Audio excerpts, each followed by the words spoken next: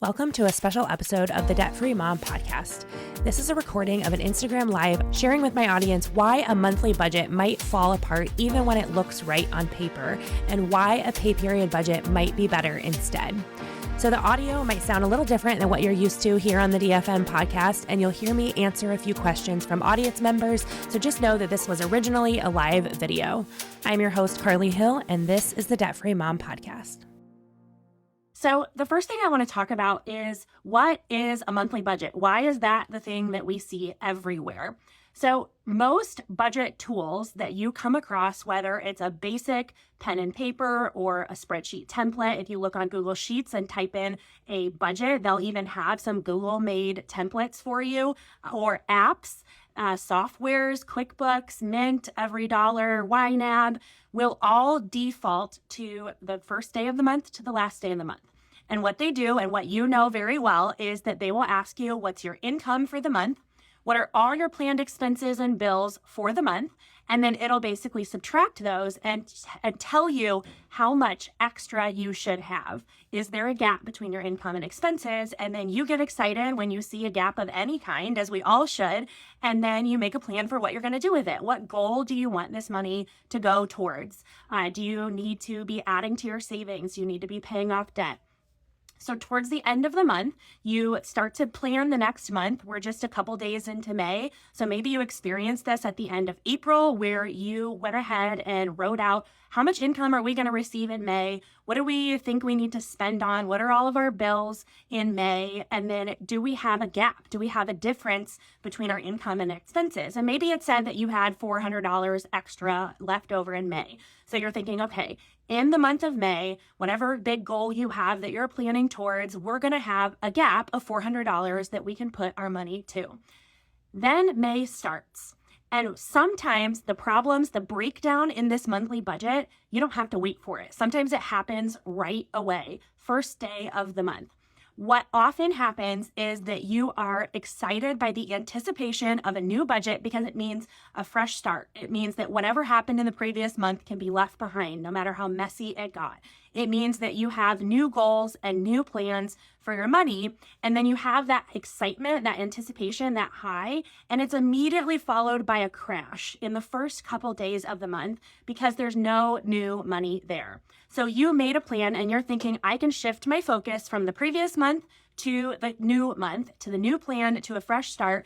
But the things that you wrote down that you expected to be able to do in the new month, you're automatically having to distance yourself from your budget, because you need to start saying, I can't actually do those things yet because my paycheck's not here yet.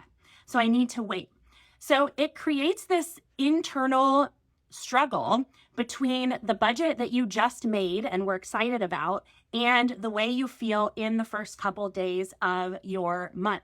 So that starts to automatically break down our enthusiasm, our motivation, our belief that the numbers that we wrote down are actually going to work out. And as we start to distance ourselves from the plan that we thought would be able to happen, we pretty quickly start to walk away from it and say, well, there's really no point in this. This is not matching what is actually happening in my bank account. When there is a mismatch between your budget and your bank account, we can't walk away from the bank account. We can't walk away from the bills. We can't walk away from the groceries, but we can walk away from trying to follow a budget. And so we often do. So in a monthly plan, we feel this frustration that the numbers that we wrote down are correct. So that is one of the biggest problems with this, and with people's frustration, is that you didn't write down any wrong numbers. You wrote down the income that you will actually receive during May. You wrote down all of the expenses that you will actually receive during May, but you don't have any ability to actually put those into practice. So what we're missing is the question of, when will this money be available?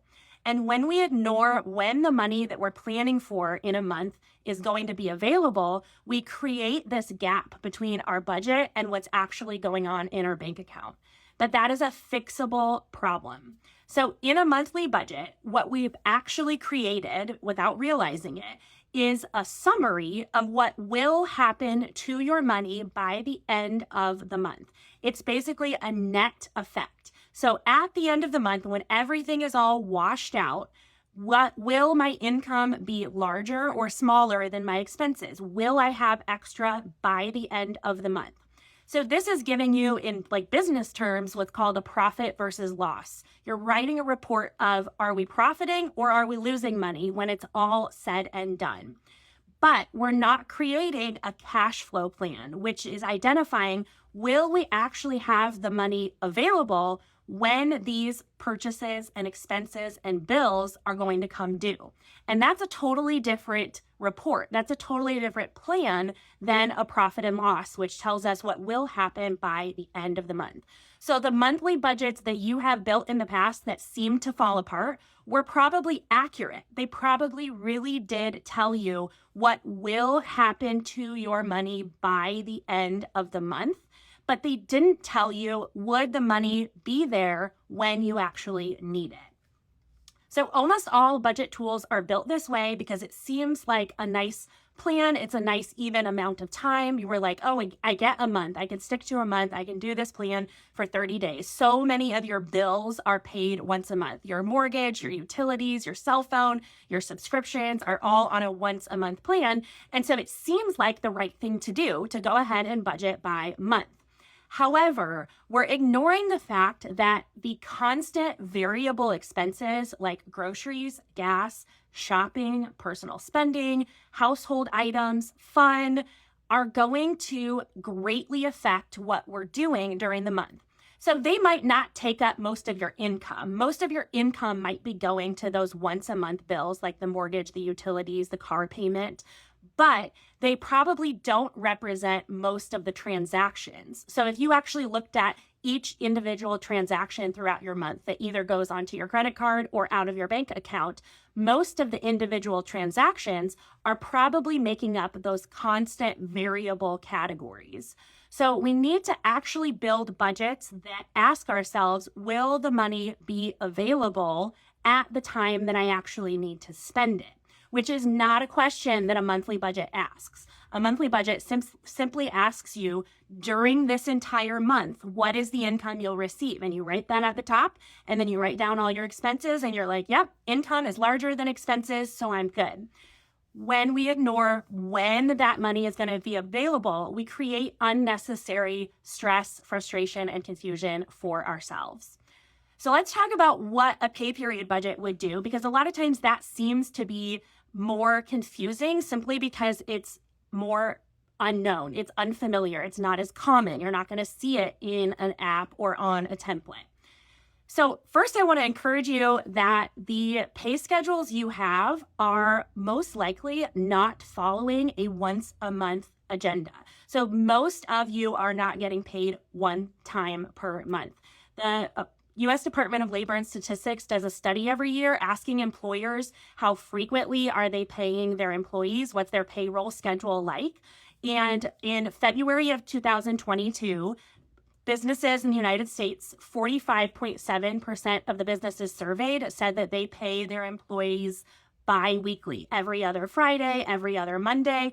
And then the next biggest schedule was 31.8% of employers pay weekly. So between those two pay schedules alone, 77% of United States businesses either pay their employees bi-weekly or weekly. And yet here we all are trying to make a once a month budget.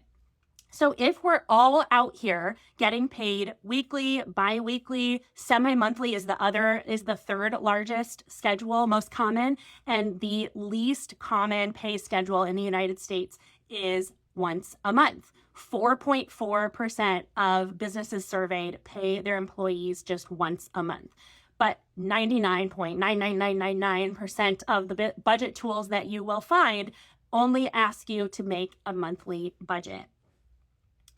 So why is it important to try and follow our pay schedule versus a month? There's a few things that change if we start to set up a budget where every time we are paid, we start a new budget. A few things change. Number one, you get the reassurance that day one of a new budget equals new money. So that is a main problem in the monthly budget that we can solve by budgeting by pay period. So we ask ourselves, what days are we paid? And I want to clarify right now that but being paid multiple streams of income does not disqualify you from setting up a pay period budget. Most households have more than one stream of income, whether it is one person with a full-time and a part-time job, or two adults working multiple full-time jobs, one full-time, one part-time, 5 different streams of income. It is more common than not to have multiple streams of income, but we still want to budget according to the pay periods so that we're matching with the flow of money in and out of your bank account. So when you do this and you identify a primary income, the income that's either the largest in your household or just the most reliable, the most consistent, and then we say, okay, I'm going to, instead of budgeting by a full month, I'm going to start a new budget on payday and then figure out exactly what needs to be done with this money until I'm paid again. What bills are due, and then what constant variable expenses can I expect to spend during the course of this pay period. The reason this increases our confidence is because we now know for a fact that the money that we're planning for is available, is there, which is not something that we can assume when we have a monthly budget. So a lot of us are coming to budgeting with these past experiences where we say, I cannot trust that the numbers that are in my budget are something I can actually follow. I don't trust the budget to tell me what is available. I have this automatic doubt that the money I can transfer into savings is actually going to stay there. Or I have this sinking feeling that if I buy something, even though it's in the budget, that later I'm going to regret it and wish I could get it back and get that cash back. We turn that completely around in a budget by pay period because we're only making a plan for the dollars that we currently have. So if you start a new pay period and you know for a fact that those dollars are sitting in your checking account right now, you don't have to doubt and second guess and walk on eggshells through your budget, wondering if anything is going to jump out at you that you didn't expect. You can say, this is the plan for these dollars right now. And then when I get paid again, I have another plan for that set of dollars. And that can start to grow your confidence and heal the doubt that you have about your budgeting experiences and start to remind you that there is actually a way to have a budget and follow it without finding yourself seeing these numbers in your bank account that don't match your budget. So we want to fix both the numbers problem and the confidence problem. And both of them tend to be at play when someone is budgeting by month, especially people who have primary incomes getting paid either on a biweekly schedule or on a weekly schedule. And those two have the most consistent issues with a monthly budget, and here's why. They are attached to a day of the week. So a biweekly will be an every other Tuesday and every other Friday, and a weekly will be every Wednesday, every Monday. When we're trying to budget by month, we are operating on a completely different timeline than something that's operating by a day of the week. So for example, in a monthly budget, a biweekly schedule will normally receive 2 paychecks a month, but sometimes twice a year, they'll actually get 3 paychecks during the month instead of 2. A weekly, same thing, normally 4, but sometimes 5. The other main issue is that a monthly budget will always start on the first of the month and end on the last day of the month. But when you are paid weekly or bi-weekly, there is no guarantee that your first paycheck will come towards the beginning of the month. So I took a look at the next couple of months of every other Fridays. That tends to be one of the most common schedules. And I looked for if someone is paid every other Friday starting in May, what are the dates of their 2 paychecks in May, June, and July? And I'm just going to read the dates to you and think about why this might be contributing to some issues in a monthly budget. In May, you would be paid the 12th and the 26th. Then in June, you would be paid the 9th and the 23rd. And in July, you would be paid the 7th and the 21st. So that's 3 months. That's a quarter of the year where the first paycheck of the month comes either on the 12th, 9th, or 7th of the month. That means that at minimum, if you're starting your new budget on the first day of the month, you wait at least a week or more before your first paycheck arrives. But you know what does not wait? Your bills and your expenses and your groceries that are running out, which means that you're going to go at least 7, if not 9 or 12 days without a new paycheck, but with the responsibility of these new bills and expenses, creating an automatic gap between what you thought you could do and what you actually can do. When you start to budget by pay period, you know that if the bills are planned during this pay period, there's also money to go along with it. That's one of the major reasons that I want to shift people away from monthly budgets when they tend to say it's falling apart, it's not matching, my bank account and my budget never line up, is I want to give them the gift of starting day one of their budget with money, with cash available. So they don't have to say, did I actually plan for that? Or can I do that? Do I have to wait? We're creating unnecessary problems when we create those monthly budgets if we're not paid in the monthly timeline. And we can answer some of those questions for ourselves if we start to budget according to pay period, where we don't have to say, is the check actually there or not? Do I need to wait a few days? We are budgeting according to when those checks have come in. So all of our plans for our money have taken into account that the cash is available. So a little bit of my story with this, my problem with budgeting happened in the summer of 2016 after we were debt free. So that's kind of a unique quirk of our story, was that I did not even find a budget system that worked for me until after we had paid off about $26,000 in debt. And what we had done was we had just put blinders on to everything else, to every other expense that we thought we would be able to buy. And we just went ahead and paid off all of our debt. I put so much stock into being debt-free, solving all of my money problems, that as long as I paid off that debt, I wouldn't have to worry about where the money was going. I wouldn't have to triple check my bank account before I bought something. And oh boy, was I wrong. We paid off that debt in April of 2016 and then spent the next couple of months being quite disappointed by our experience. And I really quickly learned, because I hadn't yet been debt-free, so I didn't know what to expect, but I had very high hopes, that being debt-free did not actually solve all of my problems. I still found myself second-guessing what I could do with my money, or I still found myself logging into my bank account and being highly confused about the balance that I was seeing when my once a month budget told me all was well, everything was there, everything was covered, and I would be able to have extra this month.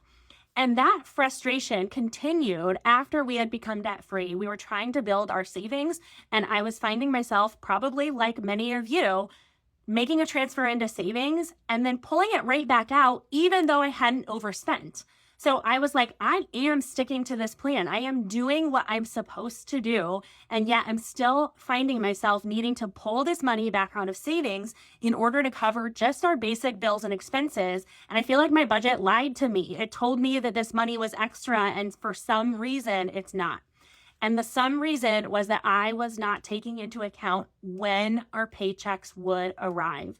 I was assuming I would be able to pay for all the expenses throughout the month without worrying about when the paycheck was actually going to be available, because we were paid every other Friday.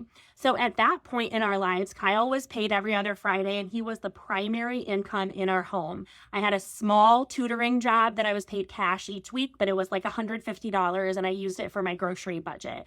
And then I was just about to end a administrative assistant job where I was paid once a month. And again, that was a small part-time job. So every other Friday was the bulk of our income, and yet I continued to try to budget monthly. Then I came across something called an allocated spending plan in the summer of 2016 that asked, what's the date of your paycheck? How much is your paycheck? And what do you need to do with that paycheck? Not during the month. What do you need to do with that paycheck? And I just felt the light bulb go off. I was like, this is what I'm missing. I was not taking into consideration when the money would actually be available. I was basically assuming I could front the cash for myself, right? Like, I can go ahead and rack up all these charges and pay for all these bills, and eventually the cash will come in to cover it and it'll be fine. Well, when you have two very small kids and you work part-time and your husband works in a nonprofit ministry, you can't front yourself a couple $1,000s throughout the month to cover everything and be like, it's fine, my paycheck will come a few weeks later. Shifting my budget into a bi-weekly format where I made a individual plan for each paycheck and could see how they connected over time to know whether or not we were making progress with our goals was when I actually solved the problem of my frustration and fear about my money. I thought it would be solved by paying off all of our debt.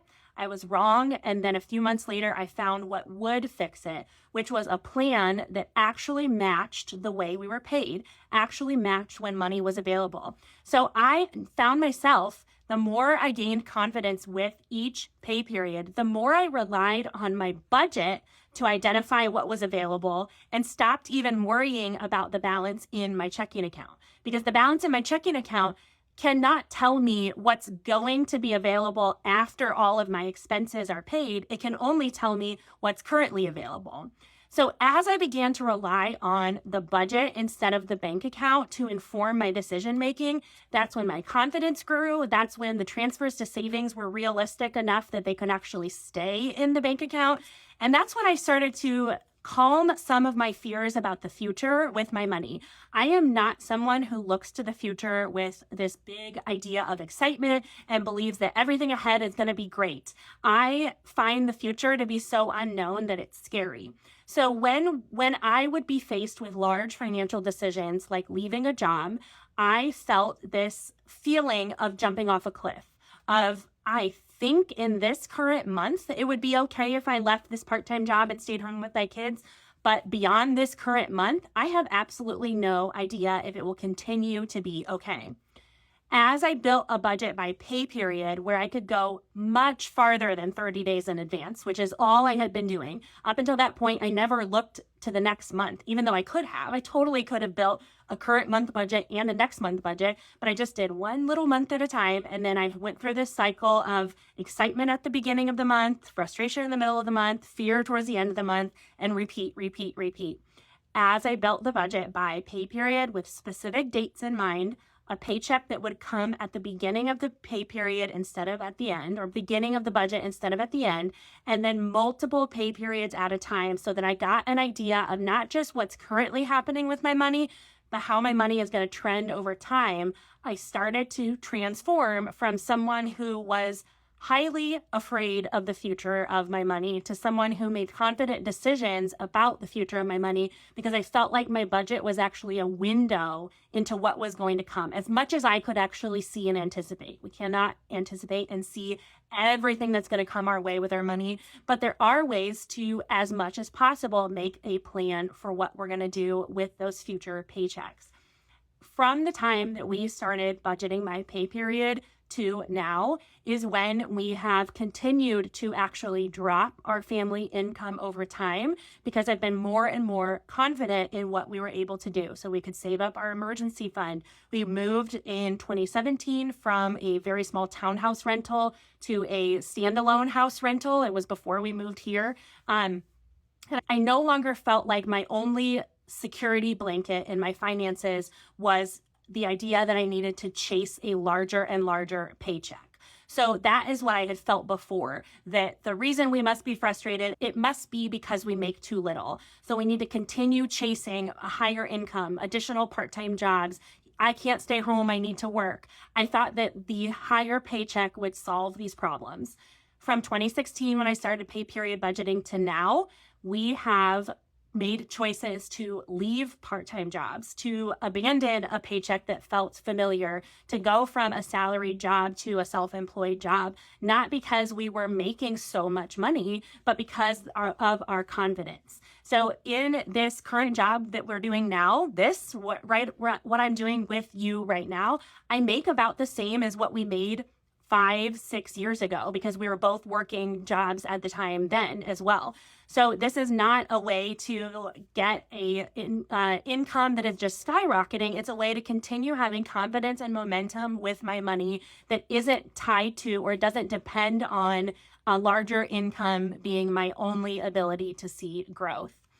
So that is both my story and then also my experience having taught other people and walked other people through this shift from a once a month budget to a budget by pay period, whether they are paid weekly, bi-weekly, twice a month, or even once a month. And I'll tell you why I still help people that are paid once a month. Number one, you're not always paid on the first day of the month. And sometimes apps like Mint or Every Dollar lock you into the first day of the month. So you're still dealing with a little bit of when do I actually get this money available? Number two, 30 days is a long time to track all of the charges that you had during a month. Imagine how many times your card is charged during the month. If you make a monthly budget, you're sticking to one plan that's going to hold on to all of those charges and organize them and categorize them and adjust when things change. That's just a long time. And a lot of times we'll get burnt out and we'll just be like, this is too messy and this is too much. I'm just going to try again next month, even if next month is a couple weeks away.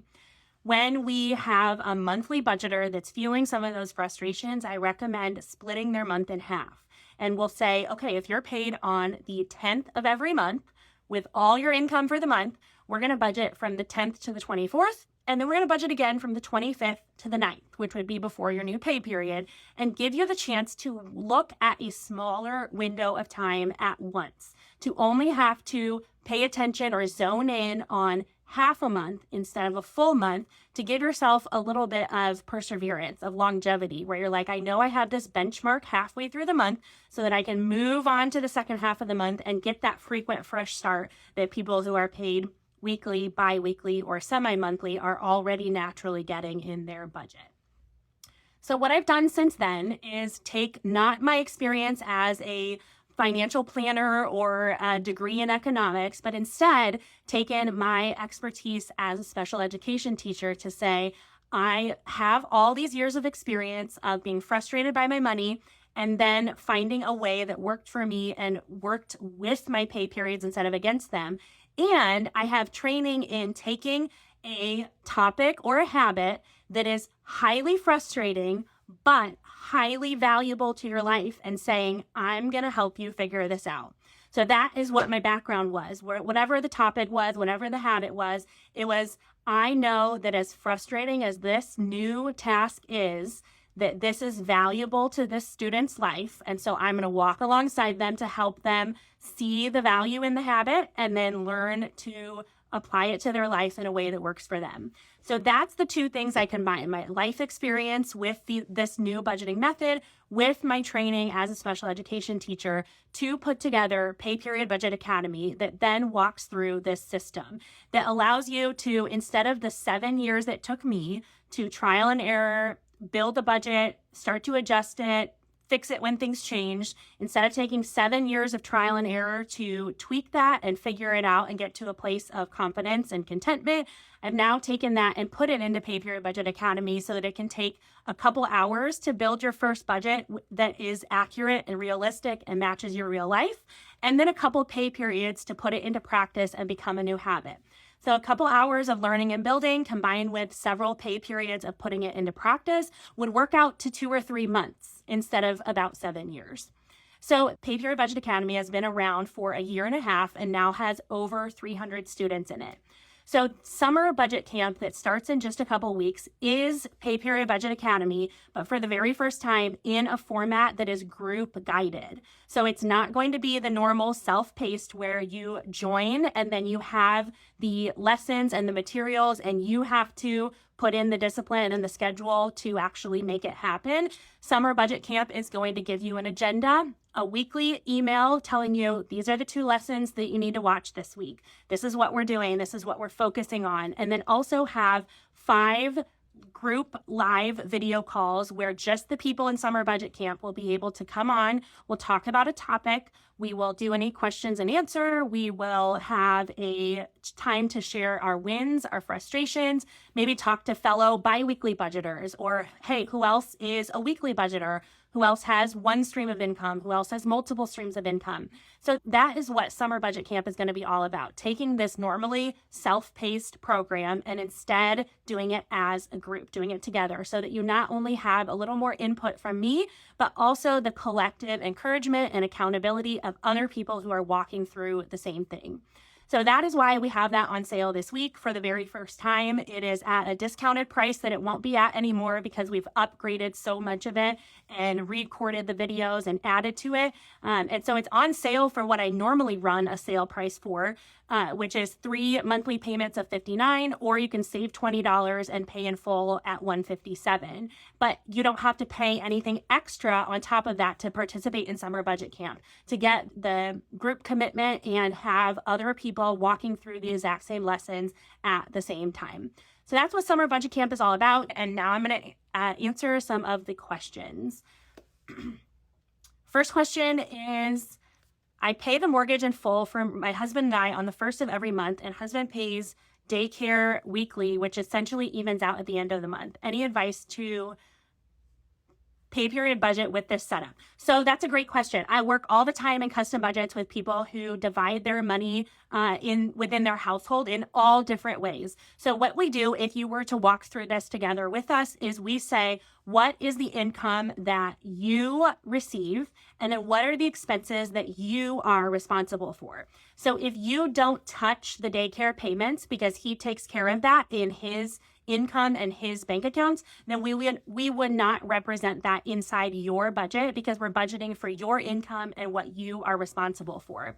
I also see people who have like a once a month deposit from their spouse to kind of balance things out. So we would record that as a miscellaneous income. Like if your husband gave you $500 a month, we would record that as an income. And then on the flip side, if you're the one that sends the money once a month, we would record that as like a deposit to a joint checking account that covers bills. We would write that down as a bill. So we make the budget match what's going on in your bank account, what's coming into your bank account and what needs to go out of your bank account. All right, so next one. I do monthly, but a month ahead, so no timing issues. Would pay period budget help with anything, maybe overspending?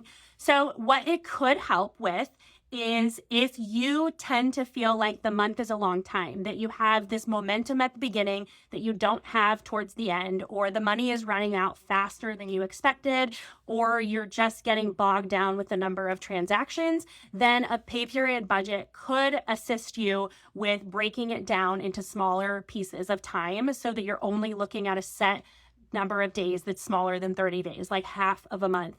But if you have a system that is working for you, where you're like, the progress on our goals is working, the money that I think will be available towards our goals is actually able to go to our goals, then you might not need to run a different system. Okay, so don't fix what isn't broken. If your method is actually working and you're finding yourself sticking to the plan and having the ability to make adjustments as things change during the month, then you have found something that works for you. We get a weekly paycheck and our mortgage is about one full paycheck for us. How do you survive that week? Awesome question. So this is something that is absolutely fundamentally built into the system, where we set up the budget according to exactly what the current numbers are. What are your paychecks and what are the due dates of all of your bills? But we do not stop there. We look at which individual pay periods have either a surplus or a deficit. So most people who are paid more than once a month will experience a pay period deficit of some kind at some point.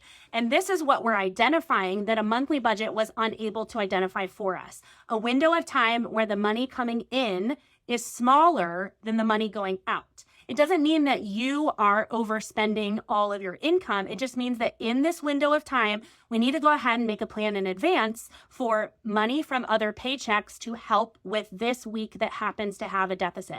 This is something I had to do all the time, especially when we were paid biweekly, was what I now call, and you'll see in any of my templates, rollover for next pay period, where I'll say, hey, in this pay period where we pay our rent, our sum of our total expenses in that pay period is more than the income we're going to receive during that pay period. So I have a spot specifically built into the budget for setting aside income in advance to roll over into the next pay period so that it's still there in our bank account in the pay period that would have had a deficit, so we can cover it and we can start to even out our money.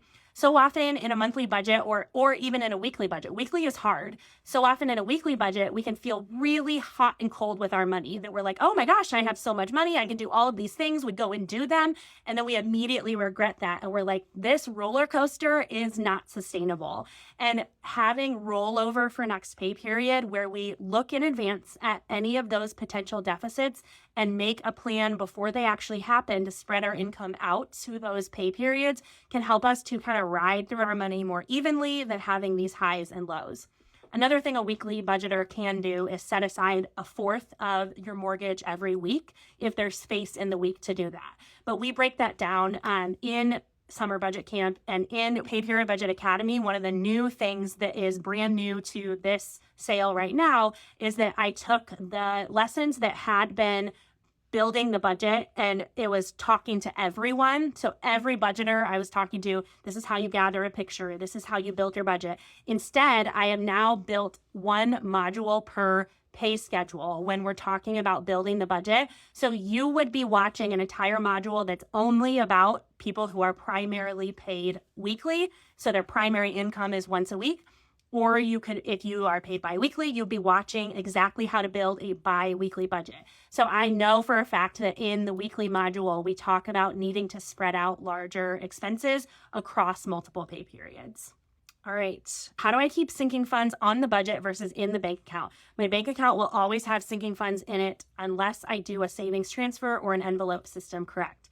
Yes, that's correct. And I highly, highly recommend organizing your bank accounts so that you have a place to put these. Number one, that gains more interest, like a high yield savings account. But number two, that helps you to not have this checking account that's ballooning that you have to somehow figure out what all that money is for, where you're like, okay, I have all this money in my bank account, but I'm pretty sure that some of it is for this and some of it is for this and some of it is for this.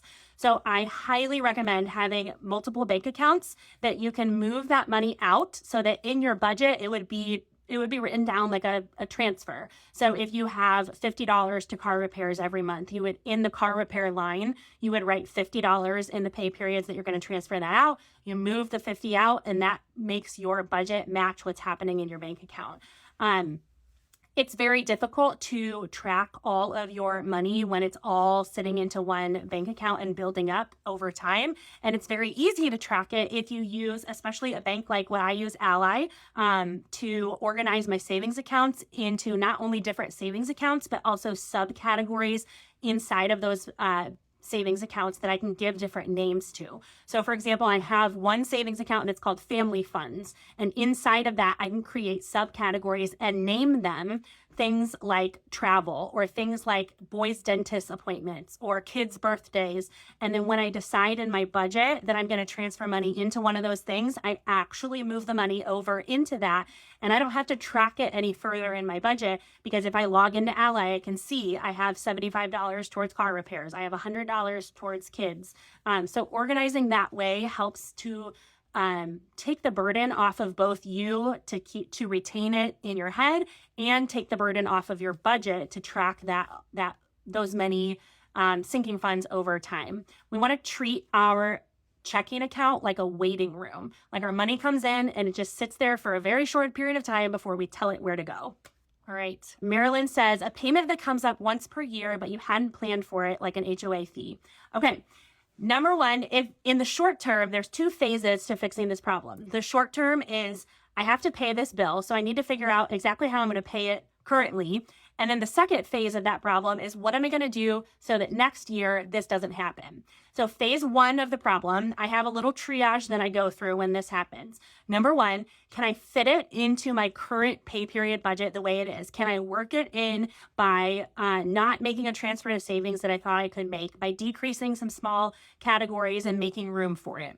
If I can't, are there any sinking funds that I have savings set aside that I could use to cover this? And in this situation, I don't actually care if the sinking fund is specifically for this expense. It's just, do I have additional savings set aside that maybe I just have like a clothing budget and I'm just putting money in there, but I don't actually have a specific need at the time? Can I use that to cover that expense? And then if I have to say no to that as well, then my last line of defense is using the emergency fund to pay for the HOA fee.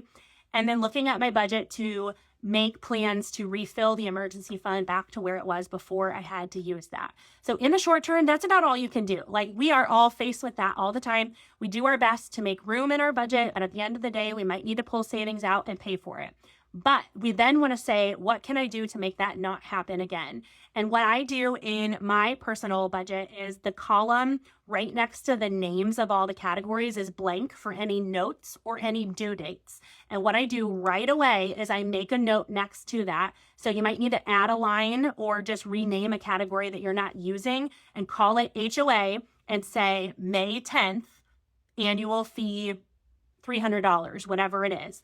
So that the next time May rolls around and we duplicate our budget, I'm constantly just making a copy at the end of the year of my existing one and then tweaking it so that it applies to the next year. So I have all those notes and all that information about what I had spent in the previous year. So next year you would get around to setting up your May budget, and you would have that nice little note that says, hey, May 10th, you have HOA for $300, and we would build it into the plan preemptively. What are the parameters around taking money out of emergency fund? This is a great question. Some people are really stringent about exactly what can and cannot come out of the emergency fund. At the end of the day, I would prefer to borrow money from myself than to borrow money from anybody else and have to pay them for it. So I try not to use the emergency fund if at all possible. However, I'm also quick to use the emergency fund if it's the difference between having enough money to cover something and borrowing money from someone else, whether it's a credit card or another person or whatever it is, a loan. So at the end of the day, I am not super strict about, no, you can't use your emergency fund for the HOA fee because that's not an emergency. Well, then what's the alternative? If we say that, if I told myself that you can't use the emergency fund for your HOA because HOA is not an emergency, well, what am I supposed to do instead? So I like to think of the emergency fund as just covering what I didn't plan for, whether that's because it was truly unexpected or because it was my own error. We have to have room in our plan for both the unexpected and our own human error. So a budget is the place where we plan for everything that we can see, everything that we can anticipate. And then a savings account, called an emergency fund, call it something else if you need to. That fund is our plan for everything that we cannot see or we cannot anticipate or we didn't anticipate. So I have no problem personally using the emergency fund for something that I forgot if the only way to fit it into our necessary expenses is to pull that cash and then quickly make a plan for refilling it. So that's my take on emergency funds. Okay, I'm going to wrap this up as we close out the 45 minutes that we've been together. So hopefully that helped to clarify the difference between a pay period budget and a monthly budget and why some of you might be experiencing frustration with a budget, even though the numbers look right. So sometimes if we ignore when we are paid, we create a problem inside of our budget that doesn't actually need to be there. So summer budget camp is going to start in about 2 weeks, but the sale price and the doors will close on this coming Monday at 11:59 p.m. So you can go to debtfreemom.co to find more information. I have it all over right now because the doors are only open for a couple more days. So thanks so much for spending a little bit of your evening with me talking about something as fun as money. And if you have any questions after you've watched this, feel free to send me a message or an email, and I would be happy to get back to you. Thanks for listening to the Debt Free Mom podcast. If you want to join me as a guest on the show, go to dfmpodcast.com. The Debt Free Mom podcast is hosted by me, Carly Hill, and is produced, edited, and mixed by Kyle Hill. Music for this episode was written by Kyle Hill. Hit subscribe wherever you're listening to join in with every new episode as we grow our confidence and contentment in our personal finances.